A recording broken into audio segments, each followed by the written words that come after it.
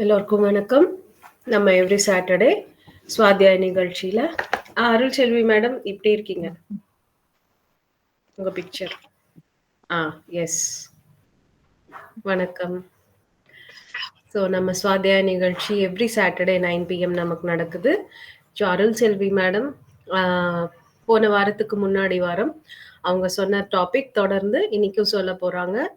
Welcome madam. நீங்க introduction கொடுத்துட்டு கொஞ்சம் முடிஞ்சது பிரீஃபா சொல்லிட்டு நீங்க ஸ்டார்ட் பண்ணுங்க. நீங்க எத்தனை மணி வரைக்கும் சொல்றீங்க மேடம்?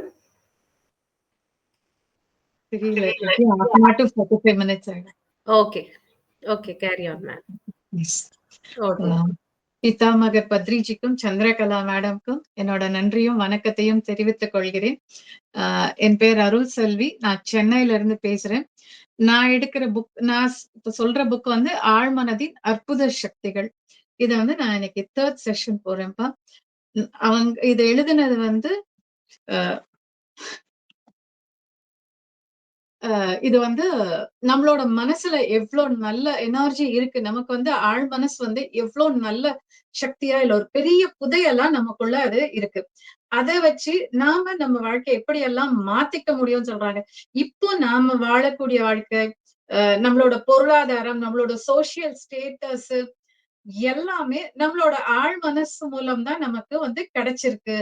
நீங்க என்ன ஆழ் மனசுக்குள்ள விதைச்சீங்களோ அதுதான் இப்ப உங்களை சுத்தியும் நடக்குது அப்படின்னு சொல்றாங்க. ஈவன் ஆழ் மனசு மட்டும்தான் நம்மளோட உள் உறுப்புகள், நம்மளோட பிரீத்திங் சிஸ்டம் ஆகட்டும், டைஜஸ்ட் சிஸ்டம் ஆகட்டும், பிளட் சர்க்குலேஷன் ஆகட்டும், எல்லாத்தையும் உள்ள தானா இயங்கக்கூடிய எல்லாத்தோட செயல்களையும் வந்து ஆழ் மனசோட கண்ட்ரோல்ல தான் அது வச்சுட்டு இருக்கு. அதனாலதான் நம்ம இன்னும் உயிரோட இருக்கோம். சப்போஸ் அது மேல் மனசுல இருந்தா ராத்திரி நாம தூங்க போது மூச்சு விட மறந்துடுவோம். அது இல்லாம நாம இன்னும் தொடர்ந்து மூச்சு விட்டுக்கிட்டே இருக்கோம் அப்படின்னா அதுக்கு காரணம் நம்மளோட ஆழ் மனசு அந்த வேலைகள் எல்லாம் பாத்துக்குது. நீங்க உங்களுக்கு என்ன வேணும்னாலும், அது பணமா இருக்கலாம், பொருளா இருக்கலாம், எதுனாலுமே நீங்க உங்க ஆழ் மனசுக்கு ஒரு நல்ல விஷயத்த நல்ல சஜஷனா சொன்னீங்கன்னா, ஆட்டோ சஜஷன் எல்லாம் சொல்றோம் இல்லையா, அந்த மாதிரி நாம நமக்குன்னு ஒரு நல்ல விஷயங்களை கொண்டு போய் மனசுக்குள்ள சொல்லும் போது அது ஆட்டோமேட்டிக்கா இந்த புற உலகுல நமக்கு இயல்பா கிடைக்குது அப்படிங்கிறாங்க. நம்ம மனசுக்குள்ள எக்காரணத்தை கொண்டும் எதிர்மறையான எண்ணங்களோ, வெறுப்போ, பொறாமையோ இருக்கக்கூடாது. அதெல்லாம் இருந்தா அது நடக்க முடியாதுன்றாங்க. அதை எப்படி எல்லாம் கொண்டு வரலாம் அப்படிங்கிறதுக்கு அவங்க நிறைய மெத்தட் சொல்றாங்க. ஒண்ணு வந்து நம்ம சொன்ன மாதிரி ஆட்டோ சஜஷன்ஸ், நமக்கு நாமே செல்ஃப் மோட்டிவேட் பண்ற மாதிரி சில சுய இது வாசகங்களை சொல்றது. நான் செல்வ செழிப்போட இருக்கேன், நான் ரொம்ப ஆரோக்கியத்தோட இருக்கேன், என் உடல் வந்து முழு பலத்தோட இருக்கு, இந்த மாதிரி நல்ல வாக்கியங்களை நாம நமக்கே சொல்லிக்கிட்டே இருக்கலாம். அது ஒண்ணு. இன்னொன்னு, நாம கனவு காணலாம் உட்கார்ந்துட்டு. எனக்கு அதாவது கனவுன்றது ஒண்ணு தியான நிலைக்கு போகணும், இல்லையா நாம படுக்கிறோம் இல்லையா, அப்போ அந்த ஒரு ஸ்லீப்பி மோடுக்கு கொஞ்சம் முன்னாடி நம்ம முழுசா தூங்காம தூக்க நிலையில இருக்கோம் இல்லையா, அந்த டைம்லயோ இல்ல அதே மாதிரி காலையில விழிக்கும் போது கண்ணை திறக்கிறோம் இல்லையா, அந்த செகண்ட்லயோ நாம வந்து நமக்கு இந்த மாதிரி ஆட்டோ சஜஷன்ஸ சொல்லலாம். இல்லையா, எனக்கு என் வாழ்க்கையில எனக்கு இந்த மாதிரி சப்போஸ் ஒரு வீடு வேணும்னு ஆசைப்பட்டீங்கன்னா அந்த வீட்டோட பிளானை வரைஞ்சு பாருங்க. பெட்ரூம் எப்படி இருக்கணும், ஹால் எப்படி இருக்கணும், கிச்சன் எப்படி இருக்கணும், அல்லது நான் சோஃபா செட் எந்த மாதிரி போட போறேன், அப்படி ஒரு ஒரு விஷயத்துமே கனவு கனவு. இப்போ சப்போஸ் நான் ஃபாரின் போகணும்னு ஆசைப்பட்டீங்கன்னா, எனக்கு விசா கிடைச்சிருச்சு, எல்லாமே நடந்து முடிஞ்சதான் நினைக்கணும். எனக்கு கிடைச்சிருச்சு, நான் அங்க போறேன், எனக்கு அங்க வந்து நல்ல வீடு, நல்ல வேலை, நான் ரொம்ப சந்தோஷமா இருக்கேன். அப்படி ஆல்ரெடி எல்லாமே நம்ம கிடைச்ச மாதிரி அதை மனசார உணரணும். அதை உணர்ந்த மகிழ்ச்சியும் அதுக்கு கிடைச்சதுன்னா நீங்க எவ்வளவு சந்தோஷப்படுவீங்க. அந்த மகிழ்ச்சியை வந்து நீங்க மனசார உணர்ந்துட்டீங்கன்னா அது அப்படியே ரொம்ப அழகா ஆழ் மனசுக்குள்ள போயிடுது. அது அத வந்து இந்த புற உலகத்துல உங்களுக்கு இந்த பௌதிக உலகத்துல அது அப்படியே நிகழ்த்தி காட்டுது அப்படின்னு சொல்றாங்க. அதே இன்னொன்னு, திரைப்படம் மாதிரி பார்க்கலாம். நீங்க வந்து போகும்போது ஒரு 2 பேர் வந்து உங்களுக்கு சஜஷன் சொல்ற மாதிரி, ஒரு பிள்ளை 10th படிக்கிறா, அப்ப வந்து டீச்சர்ஸ் வந்து அவளை விஷ் பண்றாங்க, மீடியால இருந்து ஆட்கள் மைக்க கொண்டு வந்து அவளை பாராட்டுற மாதிரி, இப்படி ஒரு சினிமா மாதிரி அந்த சீனை வந்து கற்பனை பண்ணி பார்க்கலாம். அதே மாதிரி சிலர் எட்ரோ சஜஷன் சொல்லுவோம். வேற ஒருத்தர், ஒரு மனோதத்துவ டாக்டரோ இல்ல வேற யாரோ ஒருத்தர் வந்து அவங்களை கொஞ்சம் ஆழ்நிலைக்கு கொண்டு போய் அதுல வந்து சஜஷன் சொல்றாங்கல்ல, அந்த மாதிரி சஜஷன் சொல்லும் போதும் அது அவங்க மனசுல போய் அவங்க நோயை குணப்படுத்துறது எல்லாமே நடக்குது அப்படின்னு சொல்றாங்க. இந்த மாதிரி 6 சாப்டர் முடிச்சாச்சு. இன்னைக்கு நாம வந்து 7வது சாப்டர் பார்க்க போறோம். இது வந்து ஆழ்மனதின் போக்கு வாழ்வின் உயிரோட்டத்தை குறித்ததே அப்படின்னு சொல்றாங்க. நம்ம மனசோட 90% சக்தி வந்து ஆழ்மனசு கிட்டதான் இருக்கு. அதுதான் உங்க வாழ்க்கையவே அமைச்சு கொடுக்குது அப்படின்னு சொல்றாங்க.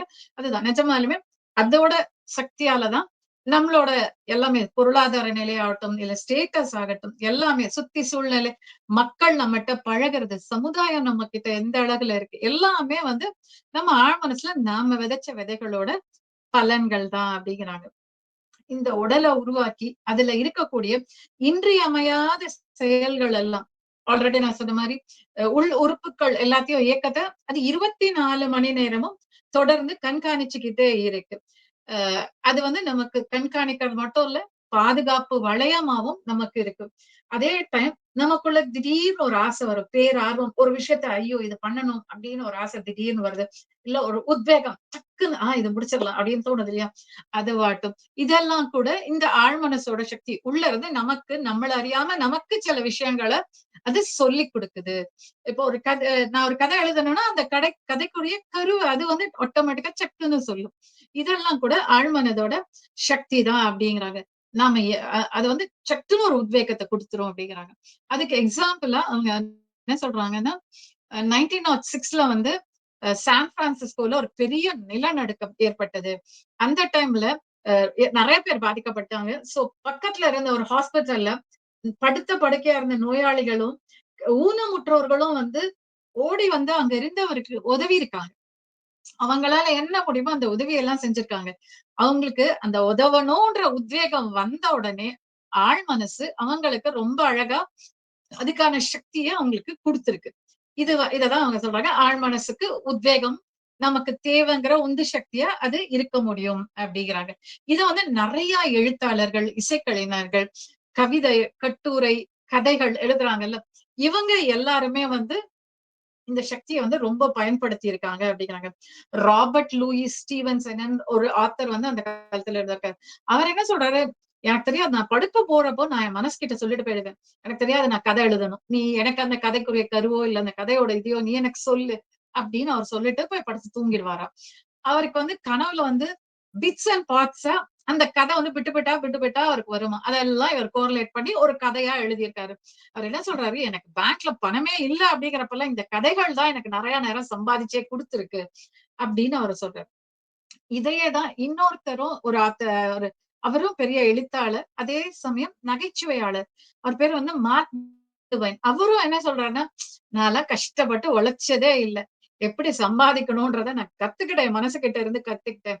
அதுகிட்ட நான் சொல்லிட்டேன்னா அதுவேதான் எனக்கு தேவைங்கிற நகைச்சுவைக்குரிய விஷயங்களையோ இல்ல நான் எழுதுற கதைக்குரிய கருக்களையோ அதுதான் எனக்கு கொடுக்குது. அது கிட்ட இருந்து எப்படி வாங்கணுங்கிற திறனை நான் கத்துக்கிட்டேன் அப்படின்னு தான் அவர் சொல்றாங்க. அதே மாதிரி இந்த மனுஷ உடல் நீங்க சிந்திக்கிறீங்க இல்லையா, அதை எப்படி ஆழ் மனசுக்குள்ள கொண்டு போகுது அப்படின்னு சொல்றாங்க. நம்ம உடம்புல 2 விதமான நர்வஸ் சிஸ்டம்ஸ் இருக்கு. ஒண்ணு வந்து செரிபிரல் நர்வஸ் சிஸ்டம், இன்னொன்னு வந்து சிந்தட்டிக் நர்வஸ் சிஸ்டம்னு சொல்லிட்டு ஒண்ணு இருக்கு.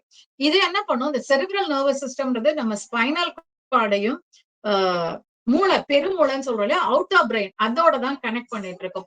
இது நம்ம உடம்புல இருக்கிற பஞ்ச இந்திரியங்கள் இருக்கு இல்லையா, கண், காது, மூக்கு, வாய், தொடு உணர்வு, இதுல இருந்து வரக்கூடிய இன்புட்டுக்கு அது ரியாக்ட் ஆகும். அது இன்புட்டை எடுத்துக்கும், ரியாக்ட் ஆகும். இப்போ நான் வந்து ஓகே, நான் இந்த ஒரு மொபைல என் கையால எடுக்கணும், இல்ல இந்த புக்கை நான் என் கையால தூக்கணும்னு நான் நினைக்கிறேன்னா, அந்த நினைப்பு உள்ள இருந்து வேலை பார்த்து என் கையை வந்து அதை போய் எடு அப்படின்னு சொல்லுது. ஒரு இடத்துக்கு நடக்கணும்னாலும் அந்த உணர்வு தான், நான் நினைச்ச நினைப்பு என் மூளை கிட்ட போய் அந்த மூளை காலுக்கு இன்ஸ்ட்ரக்ஷனா கொடுத்து அங்க இருந்து அது நடந்து போ அப்படிங்கிறத அது சொல்லுது. இது வந்து எப்படி சொல்றது, விருப்பம், தன் விருப்ப மூலமா நடக்கிறது அப்படின்னு சொல்றாங்க. இன்னொன்னு வந்து சொன்னேன் சிந்தட்டிக் நர்வஸ் சிஸ்டம், அது வந்து எப்படி நடக்குதுன்னா, நம்மளோட உள் உறுப்புகளோட நம்மளோட சிறு மூளைன்னு சொல்றோம் இல்லையா, மூளையோட மைய பகுதி வந்து கனெக்ட் ஆகிருக்கும். அது மூலமா அங்க வந்து வேலைகள் நடக்கும். அது அந்த சிறு மூளைகளும் வந்து தூங்காது. ஏன்னா உள்ள உறுப்புகள் எல்லாமே 24 ஹவர்ஸ் ஒர்க் ஆகணும்ன்றதுக்காக அதுவும் எப்போதுமே 24 மணி நேரமும் வேலை பார்க்கும். அதே ஆபத்து காலங்கள் வருது. இப்போ ஒரு நெருப்பு வந்துருச்சு நம்மகிட்ட, தொட்டுட்டோம் தெரியாம. நம்ம நிறைய டக்குன்னு நம்ம கை எடுத்துடுறோம் இல்லையா? ரிஃப்ளெக்ஸ் ஆக்ஷன்னு சொல்றோம். இந்த ஆக்ஷன் மட்டும் என்ன நடக்குதுன்னா, இங்க இருந்து இந்த கை வந்து உள்ள போய் நம்ம பெருமூளை கிட்ட போய் பெர்மிஷன் கேட்கறதுக்குள்ளேயே நடுவுல இருக்கிற சிறு மூளை வந்து இன்ஸ்ட்ரக்ஷன்ஸ் கொடுத்து உன்னை ஆபத்துல இருந்து காப்பாத்துது. சோ அதுதான் ஃபர்ஸ்டே சொன்னோம். ஆழ் மனசு நம்மள ஆபத்துல இருந்து காப்பாத்துதுன்னா இதுதான். இப்படித்தான் வந்து நம்மள ஒவ்வொரு விஷயத்துல இருந்தும் நமக்கு உள்ள இருந்த ஒரு இன்ட்யூஷன் ஆகவோ, இல்ல இந்த மாதிரி ஒரு ரிஃப்ளெக்ஸ் ஆக்ஷன் மூலமோ ஏதோ ஒரு விதத்துல நம்மள பாதுகாத்துக்கிட்டே தான் இருக்கு. இப்போ நாம ஒரு விஷயத்த ஆசைப்படுறோம் இல்லையா? அந்த ஆசை என்ன பண்ணும்? ஃபர்ஸ்ட் நம்மளோட பெருமூளையில தான் போய் பதியும். அங்க இருக்கிற அந்த பெருமூளை அத வந்து டைரக்ட் பண்ணுது சிறு மூளைக்கு. அந்த ஸ்மால் பிரெயின்னு சொல்ற அந்த போர்ஷனுக்குள்ள அது போகும்போது, அது டைரக்ட்டா நம்மளோட ஆழ் மனசோட கான்டாக்ட் இருக்கறனால, அது அங்க அனுப்புது. அந்த இன்ஃபர்மேஷன வச்சுதான் ஆழ் மனசு நமக்கு என்ன தேவையோ அத நமக்கு குடுக்குது. அது நாம நல்லதா நெனச்சா நல்லத தான் குடுக்கும். கெட்டதா நெனச்சா கெட்டத தான் குடுக்கும். அதுதான் ஆழ் மனசோட இது. அதுக்கு ஆழ் மனசுக்கு நல்லது கெட்டதெல்லாம் தெரியாது. நீங்க என்ன கேட்கிறீங்களோ, அத மட்டுமே தான் குடுக்கும். அதுவும் கேட்கிறதும் மனசார கேட்கணும். உள்ள ஆழ்ந்த நம்பிக்கையோட கேட்கணும். அததான் வந்து அது நமக்கு கொடுக்கும். சோ அந்த 24 ஹார்ஸ் நம்ம உடம்ப அது பாதுகாத்துட்டு இருக்கிறதுனால, அது வந்து என்ன பண்ணுது எப்போதுமே நமக்குள்ள ஒளிஞ்சிருக்கிற அந்த தெய்வீக தன்மைய இணக்கத்தையும் நமக்கு குடுத்து நம்மள எப்போதுமே பாதுகாப்பா வச்சுக்கிடணும் அப்படிங்கிறத அது ரொம்ப உறுதியா இருக்கு. என்ன சொல்றாங்க, நம்ம உடம்புல இருக்கக்கூடிய ஒவ்வொரு செல்லும் வந்து 11 மந்த்ஸ் தான் இருக்காம். 11 மந்த்ஸ்க்கு ஒரு வாட்டி உடல் வந்து தன்னைத்தானே புதுப்பிச்சுக்குமா. ஈவன் சைக்காலஜிஸ்ட் டாக்டர்ஸ் எல்லாம் என்ன சொல்றாங்க, ஒரு பிசிக்கல் பாடியோட ஆக்சுவல் லைஃப் டைம் என்னன்னு பார்த்தா ஒன்லி 11 மந்த்ஸ் தான் அப்படின்னு சொல்றாங்க. ஆனா நாம வந்து நம்மளோட இந்த 11 மந்த்ஸ கூட நம்ம என்ன பண்றோம்? நம்மளோட பயம், கோபம், வெறுப்பு, பொறாமை இதன் மூலமா நாம நம்ம உடம்ப வந்து அழிச்சிட்டே இருக்கோம் அப்படின்னு சொல்றாங்க. நாம தான் நம்ம உடம்ப வந்து கெடுத்துக்கிறோம். இதுதான் வந்து நமக்கு நோயாவோ, இல்ல நம்ம சுத்தி குடும்பத்துல பிரச்சனையாவோ, சமூகத்துல பிரச்சனையாவோ வருதுன்னா, இந்த குணங்களால தான் அப்படின்னு அவங்க சொல்றாங்க. இத வந்து எப்படி கொண்டு இதுல இந்த மாரி எண்ணங்கள்ல இருந்து நம்ம எப்படி வெளிய வரலாம் அப்படிங்கிறதும் அவங்களே சொல்றாங்க. ஆக்சுவலி அதுக்கு எக்ஸாம்பிளா அவர் சொல்றாங்க, ஒரு பையன் இருந்தான். அவனுக்கு வந்து பேட் அப்படின்னு ஒரு முதுகு தண்டுல வியாதி. அந்த ஊர்ல அப்ப வந்து அந்த குழந்தைங்க நெறைய பேருக்கு அந்த வியாதி வந்திருக்கு. அதுல ஆண்ட்ரூன்னு சொல்லிட்டு ஒரு பையன், அவனுக்கும் அது வந்திருக்கு. அப்ப டாக்டர் அவன்ட்ட சொல்லிட்டாங்க, இனிமே லைஃப் லாங் நீ படுக்கையில தான்ப்பா இருக்கணும். நீ நடக்கலாம் முடியாது அப்படின்னோனே, அவனுக்கு அத தாங்கிக்க முடியல. சோ அவன் என்ன பண்ணியிருக்கான், தினமும் ஆட்டோ சஜஷன் மூலமா நான் ரொம்ப சக்தி வாய்ந்தவனா இருக்கேன். என் உடல் ஆரோக்கியமா இருக்கு. ரொம்ப பலம் வாய்ந்ததா இருக்கு. கச்சிதமா இருக்கு. நான் முழுமையான மனிதனா இருக்கிறேன். இத அவன் தனக்கு தானே திரும்ப திரும்ப திரும்ப ஆட்டோ சஜஷனா அவன் ஒரு நாளைக்கு 3 வாட்டி 4 வாட்டி அவன் சொல்ல சொல்ல சொல்ல அவன் ஒரு முழுமையான மனிதனா நேரா நிமிர்ந்து நிக்கக்கூடிய அளவுக்கு அவனோட உடல் ஆரோக்கியம் அடைஞ்சிருக்கு. சோ அவனுக்கு சப்போஸ் ஏதோ ஒரு நெகட்டிவ் என்ன வருதுன்னா கூட அவன் என்ன பண்ணுவானா இம்மீடியட்டா அந்த பாசிட்டிவ் எண்ணத்தினால அதை வந்து ரீப்ளேஸ் பண்ணிட்டே இருப்பானா. நெகட்டிவ் எண்ணம் கூட உள்ள வர விடாம வச்சிட்டு இருந்தானா. அதே மாதிரி இன்னொரு இளைஞனுக்கு அவனுக்கு கண்ல ப்ராப்ளம் வந்திருக்கு. டாக்டர்ஸ் எல்லாம் சொல்லிட்டாங்க, உன் கண் பார்வை அவ்வளவுதான் அப்படின்னு சொல்லும்போது, இவனும் இல்ல என்ன படைச்ச என்னோட ஆழ் மனசுக்கு என் கண்ணை எப்படி குணப்படுத்தணும்ன்றது தெரியும். இத அவன் திரும்ப திரும்ப அவனுக்குள்ள சொல்லிட்டே இருந்திருக்கான். அப்போ அவன் வந்து ஒரு விஷுவலைசேஷன் பார்த்திருக்கான். அந்த டாக்டர்ஸ் அவனை சொன்னாங்க இல்லையா, இனிமே காப்பாத்து அந்த டாக்டர்ஸ் வந்து கங்க்ராச்சுலேஷன், மிராக்கிள் மாதிரி உன் கண்ணு வந்து உனக்கு நல்லபடியா வேலை பார்க்குதுன்னு சொல்லணும். இத அவன் திரும்ப திரும்ப அந்த டாக்டர் வந்து சொல்றதா அவன் தனக்கு தானே கற்பனையும் பண்ணியிருக்கான். வித்தின் அ மந்த் நிஜமாலுமே அந்த டாக்டர் அவன் கண்ணை செக் பண்ணும்போது, வாட் அ மிராக்கிள், உனக்கு கண் பார்வை திரும்ப வந்திருக்கு, உன் கண்ணு ரொம்ப நார்மலா இருக்கு அப்படின்னு சொல்லி இருக்காங்க. அது ரொம்ப அஹ், அந்த பையன் சந்தோஷமா சொல்லியிருக்கான். அடுத்து நீங்கள் விரும்புற ஒரு விளைவு எனக்கு வாழ்க்கையில இது இப்படி நடக்கணும் அப்படின்னா அதை நாம எப்படி பெறணும். ஆக்சுவலி பிரார்த்தனைகள் மூலம் பெறலாம்னு ஃபர்ஸ்ட்ல இருந்தே சொல்லிட்டு வந்தாங்க. ஆனாலும் நாம பிரார்த்தனை பண்ணும்போது எல்லா பிரார்த்தனைக்கும் விடை கிடைக்குதா அப்படின்னா இல்ல நிறைய விஷயங்களுக்கு விடை கிடைக்கல. ஏன் கிடைக்கலன்னா நமக்கு ஏன் கிடைக்கலன்றதும் தெரியும், அதை என்ன பண்ணா கிடைக்கும்ன்றதும் நமக்கு தெரியும். ஆனா நம்ம அதை பயன்படுத்தாததுனாலதான். அவங்க என்ன சொல்றாங்க, பிரார்த்தனை வந்து நடக்காததுக்கு, பலிக்காததுக்கு முதல் 3 காரணங்கள் வந்து, ஃபர்ஸ்ட் நமக்கு நம்பிக்கையின்மை இருக்கு.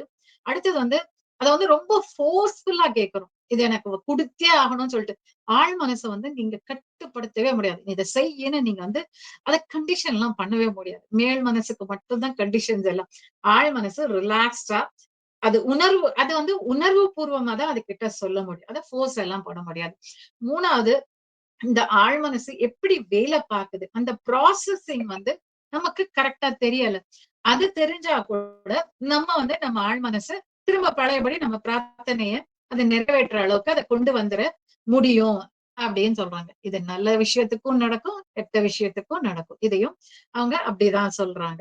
ஒரு சின்ன பயம். இப்போ நான் பணக்காரன் ஆயிடுவேன் அப்படின்னு நினைக்கும் போதே, ஐயோ! நான் ஆவேனா? அப்படின்னு ஒரு சின்ன லைன்ல ஒரு உள்ள மேல் மனசு ஒரு சின்ன லைன் சொன்னா கூட, ஆழ் மனசு அத நம்பிட்டு, அத நமக்கு நடக்க விடாது. அது அப்படியே எதிரியா தான் அத தடுத்துருது அப்படிங்கிறாங்க. ஆழ் மனச நீங்க எப்படி எல்லாம் ட்ரெயின் பண்ணி நல்லா வச்சுக்கலான்றதுக்காக, அ அவங்க வந்து என்ன சொல்றாங்கன்னா, ஒரு ஸ் இது சொல்ல ஒரு ஊர்ல வந்து ஒருத்தர் இருந்தாரு. அ அ அவங்களுக்கு வந்து வின்டர் சீசன் ஃபாரின்ல. அப்ப வந்து அவர் வீட்டோட பாய்லர் வந்து ஏதோ ரிப்பேர் ஆயிடுச்சு. அப்போ அவர் பிளம்பர கூப்பிடுறாரு. ஏன்னா வின்டர் சீசன் பாய்லர் எல்லாமே இருக்க முடியாது இல்லையா?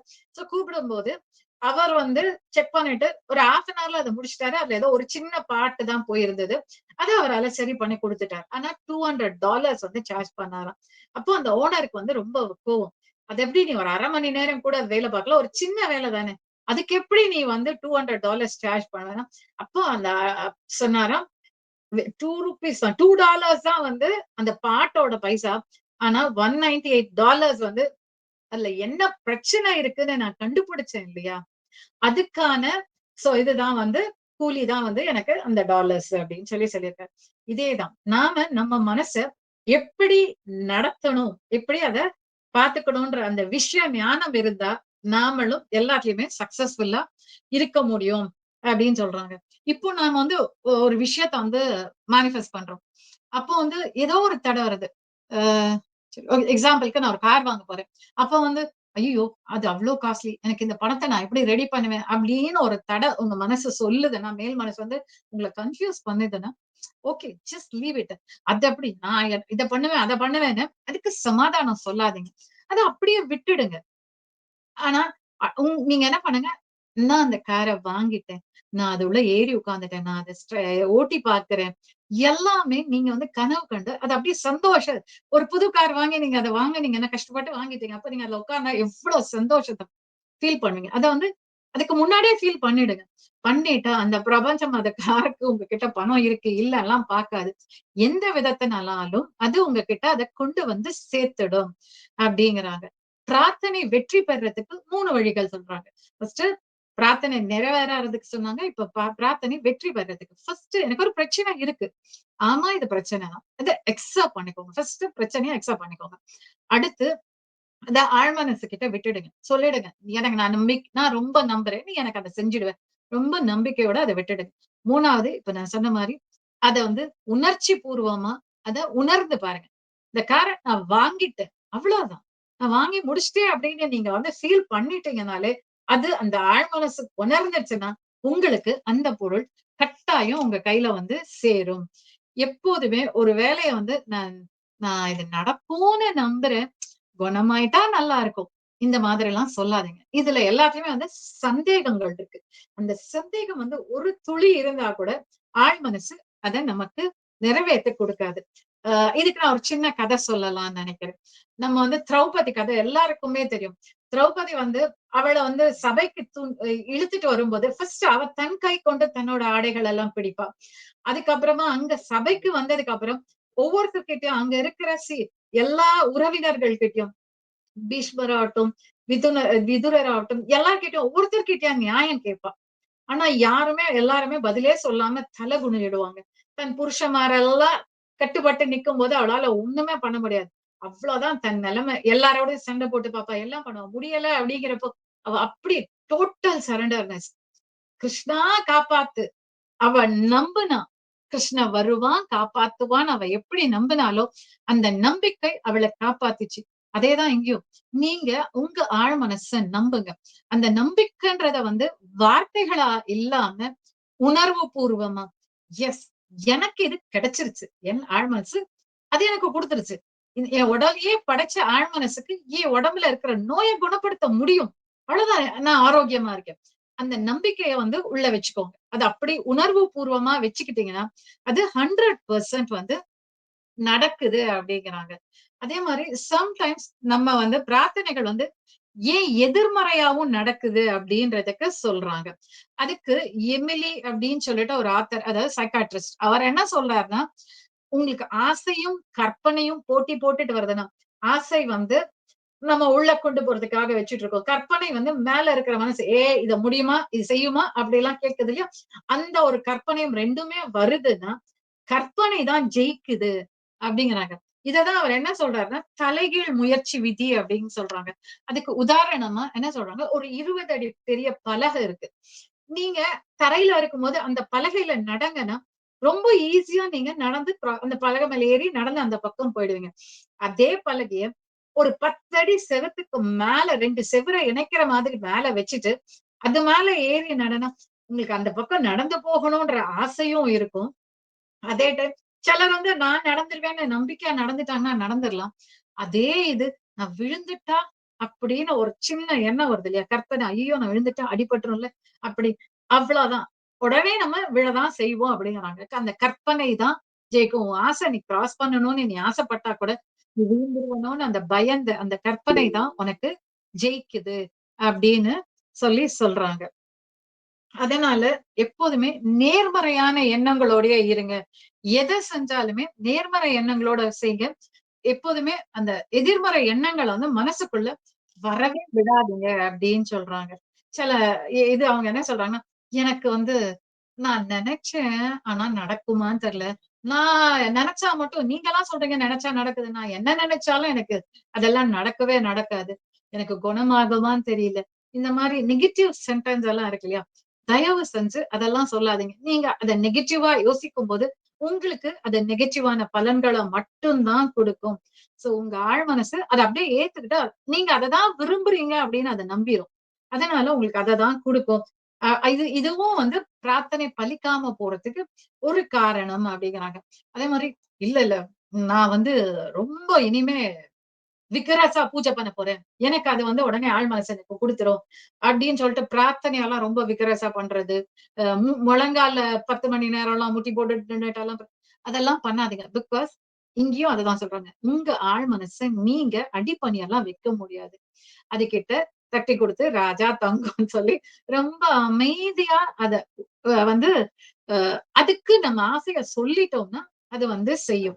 இதுக்கு எக்ஸாம்பிளா அவங்க சொல்றாங்க. என்னன்னா, நாம வந்து ஒரு எக்ஸாம் எழுத போறோம். அப்படிங்கிறப்போ ஒரு 10த் ஸ்டாண்டர்ட், ஒரு 12த் ஸ்டாண்டர்ட் ஒரு குழந்தை வந்து நான் வந்து படிச்சுட்டேன். இதெல்லாம் நான் ஞாபகம் வச்சுக்கிட்டேன். இதெல்லாம் முடிஞ்சிருச்சு, எல்லாம் முடிஞ்சிருச்சு. அந்த எக்ஸாம் ஹால்ல எல்லாம் உள்ள போய் உட்காரும்போது என்ன ஆயிடும்?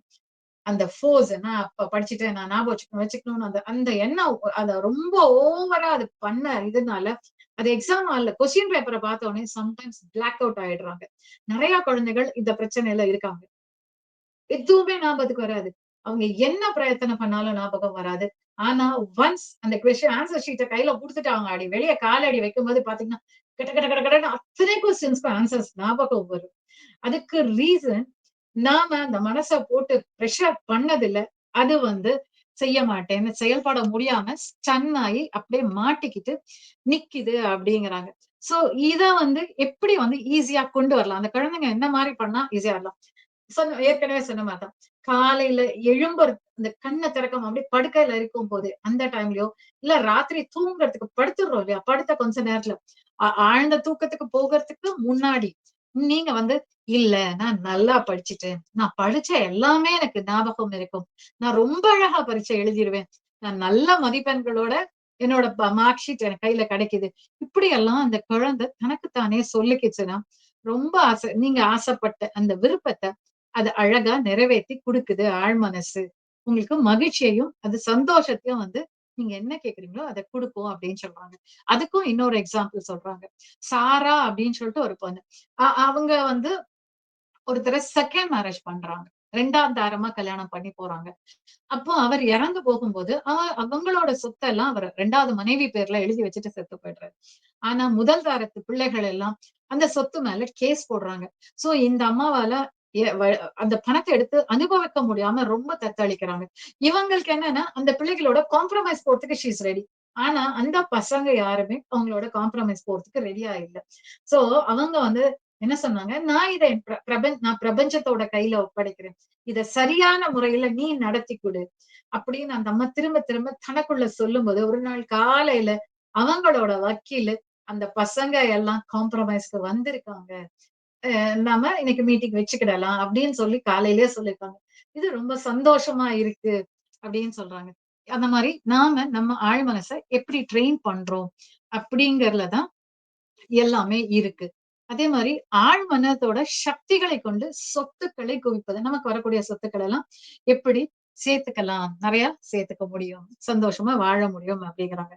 பொருளாதார நெருக்கடியோ, இல்ல வாழ்க்கையில என்கிட்ட பணமோ இல்லையே, நான் எனக்கு டெய்லி டே டு டே லைஃப்க்கு கூட என்ட்ட பணம் இல்ல அப்படின்னா, நீங்க உங்க மனச என்கிட்ட ஏராளமா பணம் இருக்குன்னு நம்ப வைக்க மறந்துட்டீங்க. இல்ல நீங்க அத செய்யல.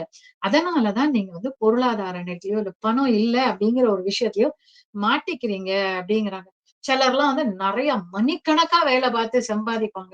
சிலர் ரொம்ப அழகா ஒரு 2 ஹவர்ஸ் புரொடக்டிவா வேலை பார்த்துட்டு அழகா எந்திரிச்சு போயிட்டே இருப்பாங்க. இந்த ஃப்ரீலான்சிங் எல்லாம் பண்றாங்கல்ல அந்த மாதிரிலாம்.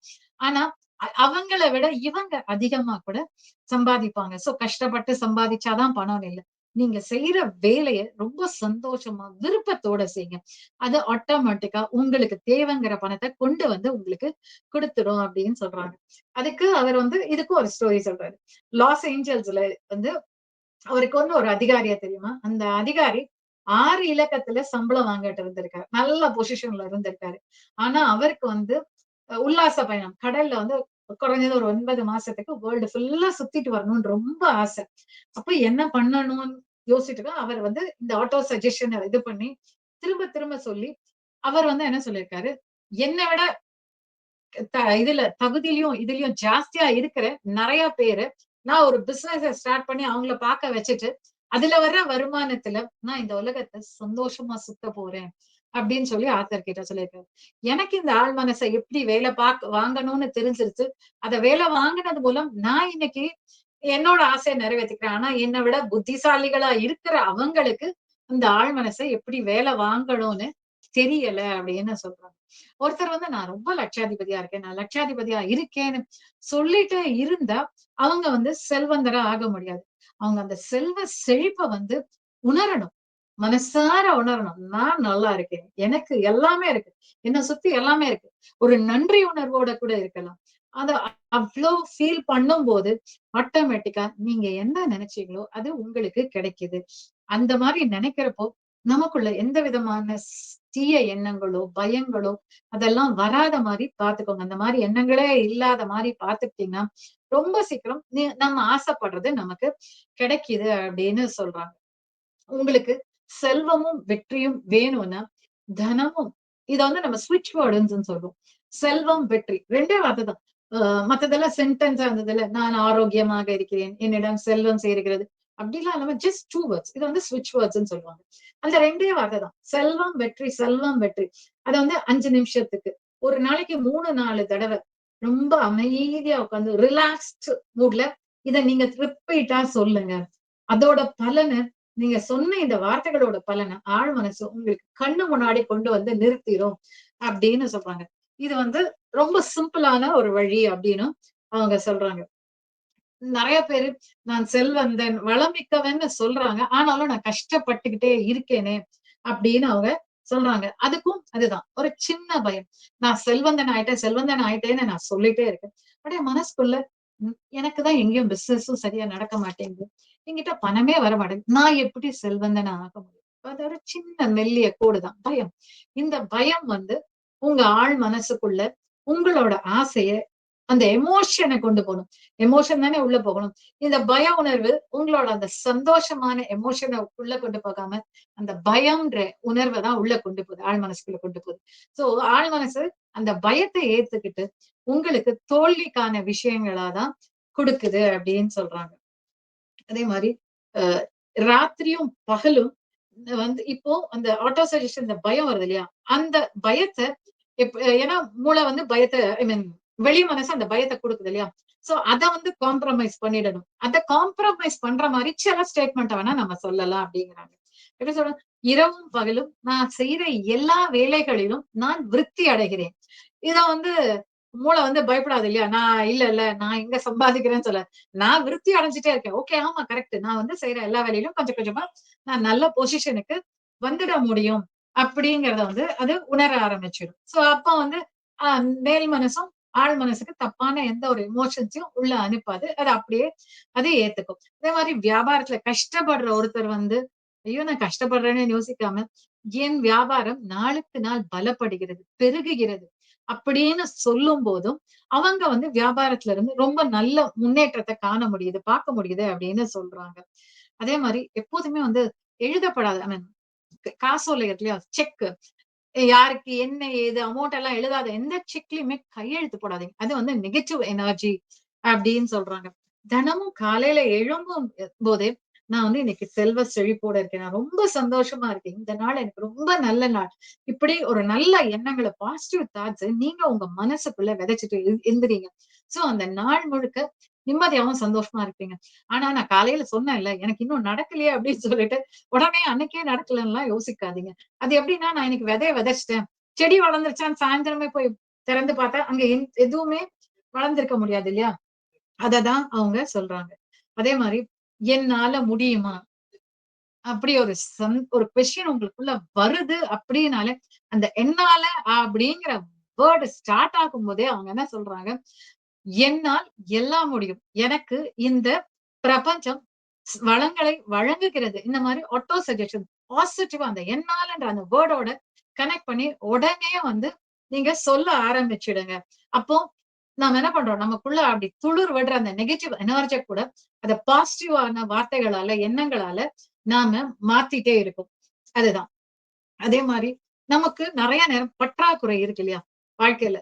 அந்த பற்றாக்குறைக்கு மெயின் காரணம் என்னன்னா, நமக்குள்ள இருக்கக்கூடிய தப்பான எண்ணங்கள் தான். மத்தவங்கள பத்தின தப்பான எண்ணங்கள். ஒருத்தன் நல்லா இருக்கான் அப்டின்னா, அவன் வந்து நல்ல வழியில சம்பாதிக்கல. அவன் மோசக்காரன். அவன் ரொம்ப ஏமாத்துக்காரன். அப்டிலாம் நாம அவன சொல்லிட்டே இருந்தோம்ன்னா, நம்மகிட்ட அந்த பணம் வராது. ஏன்னா, அந்த ஏமாற்றுக்காரன், மோசக்காரன் அந்த வார்த்தைகள் தான் நமக்குள்ள போய் பதியும். அதனால அது வராது. அதே மாரி நமக்கு ஒரு பொருள் வாங்கணும்னு ஆசை இருக்கு. ஆனா நம்மட்ட வாங்க முடியுமா? அப்டிங்கிற டவுட் வந்துருச்சுன்னா, இந்த நரி கதை சொல்லுவாங்க தெரியுமா? நரி வந்து எட்டி எட்டி திராட்சை பழத்த பறிக்க பாக்கும். ஆனா அதால முடியலன்னோனே, சீ இந்த பழம் புளிக்கும்ன்னு சொல்லுவோம்ல. அந்த மாரி நாம வந்து, சீ இதெல்லாம் வேண்டாம். அத ஒரு நெகட்டிவ் எப்படி சொல்லலாம்னா, ஒருத்தன் ஆடி கார் வாங்கணும்னு ஆசைப்படுறான். அவனுக்கு பணம் இல்ல, எதுவும் இல்ல. அவனுக்கு ஆழ் மனச சொல்லி அத வாங்கிக்க கூடிய திறமையும் இல்ல. அப்ப அவன் என்ன பண்ணுவான்? இதெல்லாம் வெட்டி பந்தா தேவையே இல்ல. எதுக்கு இவ்ளோ செலவு பண்றாங்க? 50,00,000 1,00,00,000 குடுத்து இந்த வண்டிய வாங்கணுமா? அப்படின்னு அவன் அந்த சென்டென்ஸ சொல்றான்ல, அப்பவே லைஃப்ல அவனுக்கு என்னைக்குமே அந்த பொருள் கிடைக்கவே கிடைக்காது. சோ பொருட்கள் மேலயும், எந்த ஒரு விஷயத்து மேலயும் பாசிட்டிவான எண்ணங்கள வைங்க அப்படின்னு சொல்றாங்க. அதே மாரி நாம முன்னேறாம இருக்கிறதுக்கு இன்னொரு முக்கிய காரணம் நமக்கே தெரியாம கூட நமக்குள்ள ஒரு பொறாமை வந்துட்டே தான் இருக்கு. எல்லாருக்கும் இது வரும் அப்படின்னு ஆத்தர் சொல்றாரு. அதுக்கு அவர் என்ன சொல்றாருன்னா, ஒருத்தர் வந்து பேங்க்ல வந்து பணம் கட்ட போயிருக்காரு. அப்படி அவர் வந்து பணம் கட்டுறது செல்லான்லாம் எழுதும்போது பக்கத்துல இருந்தவர் வந்து லட்சக்கணக்குல பணம் போடுறாரு. இவர் கையில சில ஆயிரங்கள் தான் இருக்கு. அத பார்த்த உடனே இவனுக்கு மட்டும் இவ்ளோ பணம் இருக்கு. அது சட்டுன்னு அந்த செகண்ட்ல தான் வருது. ஆனா அந்த எண்ணம் கூட, அந்த பொறாம கூட நம்மள வந்து பணத்துல செல்வத்த நம்மகிட்ட திரும்ப எக்ஸ்ட்ராவா கொண்டு வரவே முடியாது அப்டிங்கிறாங்க. அதுக்கு பதிலா அவகிட்ட இருக்கிற அந்த பணத்த பார்த்து நான் ரொம்ப சந்தோஷப்படுறேன். நான் அத பார்த்து மகிழ்ச்சி அடைகிறேன். அவன் இந்த மாதிரி நெறைய பணத்த அவன் கொண்டு வந்து இந்த பேங்க்ல போடணும்னு நான் ஆசைப்படுறேன். இத நாம சொல்லும்போது, அவன நம்ம வாழ்த்துறோம் இல்லையா? அந்த வாழ்த்தே நமக்கு செல்வ வளமைய வந்து கொண்டு வந்து குடுக்கும். ஏன்னா ஆழ் மனசு அதை நம்ப ஆரம்பிச்சுரும். ஓ! இவனுக்கு இதுதான் பிடிக்குது அப்படிங்கிறது. அவனுக்கு செல்வத்தோட இருக்கிறது. மகிழ்ச்சியா மத்தவங்க கூட மகிழ்ச்சியா இருக்கிறது இவனுக்கு பிடிக்குதுன்னோனே, அந்த செல்வத்தையும், மகிழ்ச்சியும் நம்ம கிட்ட வந்து கொண்டு வந்து குடுத்துரும் அப்படின்னு சொல்றாங்க. அதே மாரி ஒருத்தன் தப்பான வழியில சாராயம் வித்தோ, போதைப் பொருள் வித்தோ அவன் சம்பாதிக்கிறான்னா, அது உங்களுக்கு தேவையே இல்ல. அதுக்கு கர்மான்ற பேர்ல கடவுள் வந்து பார்த்துப்பாரு. நீங்க உங்க வழியில நேர்மையா சம்பாதிங்க, நல்ல எண்ணங்களை விதைங்க, அது மூலமா நல்லதை சம்பாதிச்சுக்கோங்க அப்படின்னு சொல்றாங்க. அடுத்தது வந்து செல்வந்தராவது உங்களுடைய பிறப்புரிமை அப்படின்னு சொல்றாங்க. நீங்க செல்வந்தரா பிறக்கிறதுக்கு தான் இந்த உலகத்துக்கே வந்திருக்கீங்க. இங்க வந்து இந்த உலகத்துல எல்லாத்தையுமே எக்ஸ்ப்ளோர் பண்றதுக்காக தானே வந்திருக்கோம். நம்ம நிறைய பாடங்களை கத்துக்க வந்திருக்கோம். அதே மாதிரி இந்த உலகத்தை அனுபவிக்கிறதுக்கும் தான் நம்ம இங்க வந்திருக்கோம் அப்படிங்கிறாங்க. பௌதிகமா, ஆன்மீகமா, மன ரீதியா கூட இங்க வந்து நம்ம எக்ஸ்ப்ளோர் பண்றதுக்கு தான் வந்திருக்கோம். அதனால செல்வந்தரா ஆகிறது என்னோட பிறப்புரிமைன்னு நீங்க வந்து யோசிங்க. நீங்க அப்படி யோசிக்கும் போது உங்களுக்கு தேவைங்கிற ஆடம்பரம் கூட உங்களுக்கு ஈஸியா கிடைச்சிடும் அப்படிங்கிறாங்க. கிடைக்குமான்ற சந்தேகத்தையும் பயத்தையும் உள்ள வச்சுக்க கூடாது அப்படின்னு சொல்றாங்க. பணம் வந்து ஒரு பரிவர்த்தனைக்கான ஒரு விஷயம் தான். நம்ம உடம்புல ரத்தம் வந்து ப்ராப்பரா நல்ல நிலையில சுத்திட்டே இருந்தா ஆட்டோமேட்டிக்கா நம்ம ஆரோக்கியமா இருக்கும்.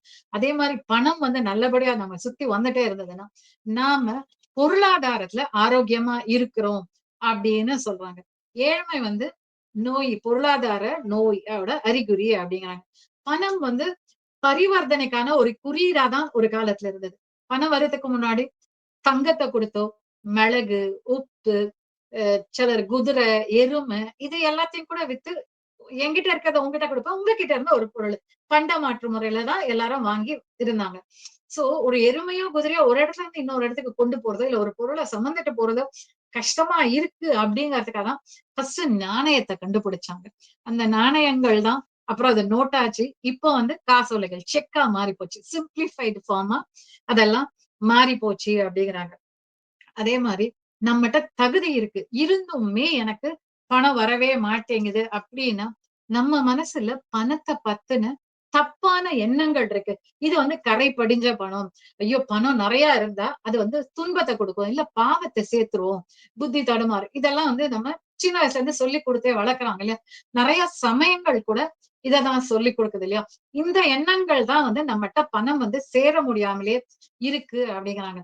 ஒருத்தர் கோடிக்கணக்கா பணம் வச்சுட்டு கூட நேர்மையா, சந்தோஷமா, நிம்மதியா வாழ முடியும். இத நீங்க ஆழ்மனசு மூலமா உங்களால இத நிறைவேத்திக்க முடியும் அப்படின்னு சொல்றாங்க. ஏழ்மை வந்து ஏழையா வாழ்றதுக்காக நீங்க வரவே இல்ல. பணம் பற்றின நல்ல விஷயங்களை வச்சுக்கங்க. ஈஸியா நீங்க நல்லா வந்துர முடியும் அப்படின்னு சொல்றாங்க.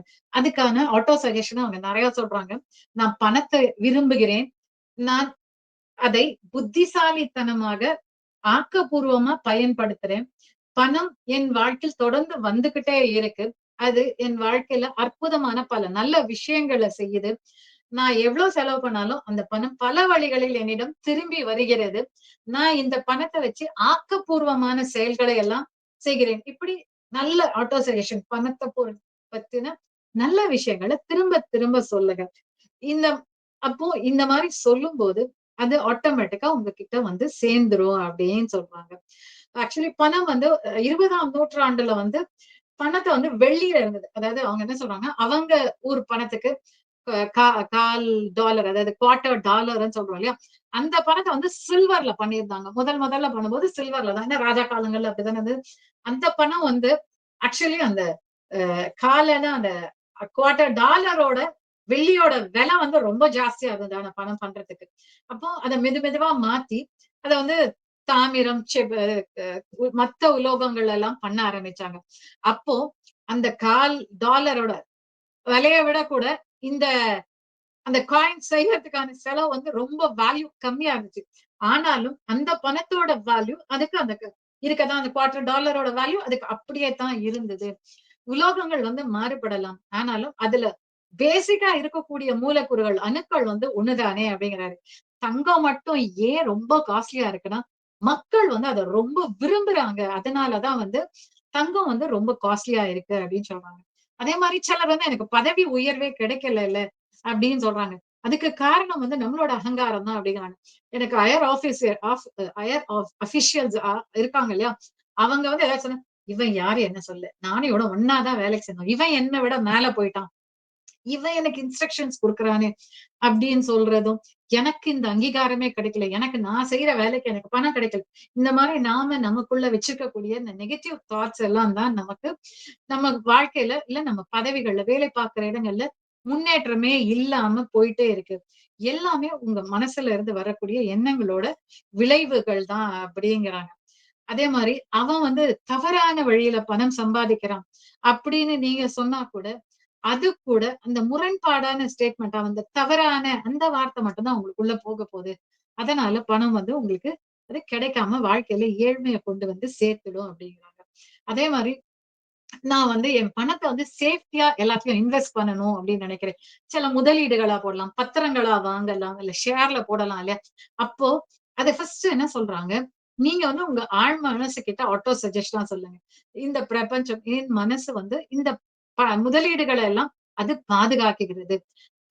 நல்ல விதமாக நல்ல பலன்களை அது எனக்கு திருப்பி தருகிறது அப்படின்னு சொல்லிட்டு, நீங்க இந்த மாதிரி ஆட்டோ சஜஷன் சொல்லிட்டு அதை வைக்கும்போது வாங்கும்போது என்ன ஆகும், சப்போஸ் ஒரு ஷேரோட விலை குறையுதுன்னா இம்மீடியட்டா அந்த ஷேரை வந்து உங்களை விற்க வச்சிடும். ஏதோ ஒரு சூழ்நிலையில அதை வாங்குறதுக்கு ஒரு ஆளை கூட்டிட்டு வந்து அது விற்கவும் வச்சிடும் அப்படிங்கிறாங்க. அதே மாதிரி டிபார்ட்மெண்டல் ஸ்டோர்ஸ் எல்லாம் பாத்தீங்கன்னா நிறைய இடத்துல சில போய் திருடிட்டு வராங்கல்ல, யாருக்கும் தெரியாதுன்னு நினைச்சிட்டு திருடிட்டு அதை மாட்டிக்கிட்டு அசிங்கம் எல்லாம் படுறாங்க. அவங்களுக்கும் எண்ணத்துல பணத்தை பத்தின குறைபாடு இருக்கு. அந்த அதனாலதான் வந்து அவங்க அதை போய் திருடுறாங்க. அவங்க வந்து நம்ம ஆழ் மனசால அதை வந்து நிறைவேற்றிக்க முடியும் அப்படின்னா அவங்களும் மரியாதையோடையும் நேர்மையோடையும் வாழ முடியும். இப்போ மாட்டிக்கும் போது அசிங்கப்பட்டு அவமானப்பட்டு தானே நிக்கிறாங்க. இதெல்லாம் வந்து அவங்களுக்கு தெரியாததுனாலதான் அப்படிங்கிறாங்க. இந்த செல்வத்தை நாம நிரந்தரமா வர வச்சுக்கிறதுக்கு உங்கள் சுதந்திரத்துக்கும் வசதிக்கும் தேவையான செல்வம் நிரந்தரமான வரவுக்குமான பாதை உங்கள் ஆழ்மனதின் சக்தி, எண்ணம் மற்றும் காட்சிப்படுத்துதல்ல தான் இருக்கு. நீங்க அதை எப்படி காட்சிப்படுத்துறீங்க? எனக்கு நிரந்தரமா பணம் இருக்கு, நான் நல்லா காட்சிப்படுத்திட்டேன்னா அது அப்படியேதான் வருது. செல்வ நிலையை குறிச்சு சொல்றது மட்டும் இல்ல, அத மனசாரையும் உணர்ந்து பாருங்க. கட்டாயம் செல்வம் நம்ம கிட்ட வந்து சேர்ந்துரும் அப்படின்னு சொல்றாங்க. இந்த இதோட முடிச்சிடுறேன். இதுல வந்து நாம என்னெல்லாம் பார்த்தோம், 2, 3 பாயிண்ட்ஸ மட்டும் இம்பார்ட்டன்டா சொல்லிட்டு போறேன். நாம நம்மளோட எண்ணங்களை நேரா வச்சுக்கலாம். பிரார்த்தனை ஏன் நிறைவேறலைன்னா, நாம நம்பிக்கை இல்லாம அந்த ஒரு சின்ன லைன் நம்பிக்கை இல்லாம இருந்தா கூட அது நடக்காது. அதே மாதிரி ஓவரா நான் வந்து இல்ல, நான் இன்னும் என்னோட பிரார்த்தனையை அதிகப்படுத்துறேன், அதிக நேரம் பண்ண போறேன் அப்படின்னு சொல்லிட்டு ஓவரா அதை ப்ரெஷர் பண்ணாதீங்க. அது ரொம்ப ரிலாக்ஸ்டா விட்டுருங்க. அடுத்து இந்த ஆழ் மனசு எப்படி வேலை பார்க்குது, இதை வந்து நல்ல அழகா ஐடென்டிஃபை பண்ணிக்கிட்டீங்கனாலே நீங்க நல்லா இருக்கும். அதே மாதிரி பணத்தை பத்தின நல்ல அபிப்பிராயங்களை உள்ள கொண்டு வாங்க. பணம் வந்து அதுவும் ஒரு எனர்ஜி ஃப்ளோ தான். நம்ம எப்படி பிரபஞ்சத்துக்கு இருந்து எனர்ஜி வாங்குறோமோ அதே மாதிரி இந்த பூலோகத்துல வாழ்றதுக்கான ஒரு எனர்ஜி ஃப்ளோ தான் வந்து மணி. சோ அத பத்தின ஒரு நல்ல விஷயங்களை வச்சுக்கோங்க. பணம் பணம் பணம்னு தப்பு தப்பு தப்புன்னு சொல்றது எவ்வளவு முட்டாள்தனமோ, பணம் மட்டும்தான் உலகத்துல சிறந்தது, நான் பணத்தை மட்டும்தான் சம்பாதிப்பேன்னு சொல்றது கூட அவ்வளவு பைத்தியக்காரத்தனம் அப்படின்னு சொல்றாங்க. ஓகே, சோ பணத்தையும் நேசிப்போம். ஆழ் மனசு கிட்ட அதை எப்படி வேலை வாங்கணும்னு கத்துப்போம். ஓகே, பேலன்ஸ் அடுத்த வாரம் சொல்றேன் masters. Thank you, thank you so much.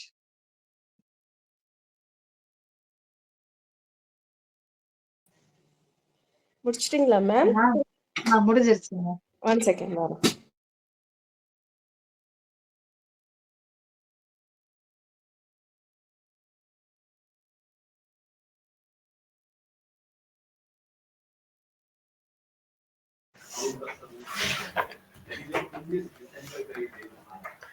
Ma'am உங்க கான்ஃபிடன்ஸ் லெவல் சூப்பர். ரொம்ப அழகா இந்த புக் வந்து ரொம்ப நல்லா பிரசன்ட் பண்றீங்க.